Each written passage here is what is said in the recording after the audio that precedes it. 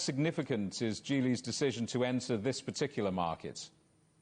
I think it really puts down a marker. What we've seen is Tesla really dominate the premium electric vehicle market in China. The Model 3 was the best-selling electric car in China last year.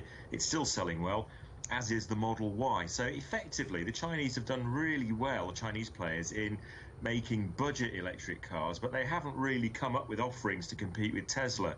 NIO has started to do that, and now Geely is trying to do it with this new brand Zeekr. So it's important for Geely, but it's important for the Chinese industry as a whole. It puts down a marker that actually it's not just going to be a low-end player, it's going to compete at the top end as well with Tesla. Teslas are very expensive, aren't they? It's only professors, perhaps, who can really afford them. I mean, this is initially about domestic production for the Chinese market, isn't it? But it could be a global game changer, couldn't it?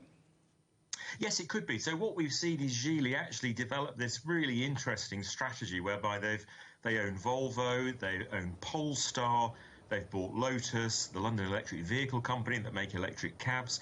They are now sort of producing across lots of different brands using the same underlying technology, the same platform. That really helps them get costs down in the way that, say, Volkswagen does. And it's really leading the way in China in trying to do that. It means it can sell those different brands in different markets. So in Europe, it might well be Volvo or Polestar. In China, they're trying to develop these new upmarket brands like Zeekr. So it's very much a global strategy. Geely leads no introduction to perhaps a Chinese audience, but in the West, the name might not be familiar. But it's no stranger to the global market, as you say. It owns Volvo, Lotus, the sports car maker, the iconic London black cab. This is not a case of David trying to take on Goliath, is it? I wonder, should Tesla be concerned, or is competition a very good thing? I think they should be concerned that actually the market is really hotting up. So, Tesla was a fantastic disruptor. Until they came along, we saw electric vehicles as kind of ugly, slow, undesirable. Tesla made them sexy for the first time. So it changed our view of the market. It's dominated the electric vehicle market, and it's grown very quickly.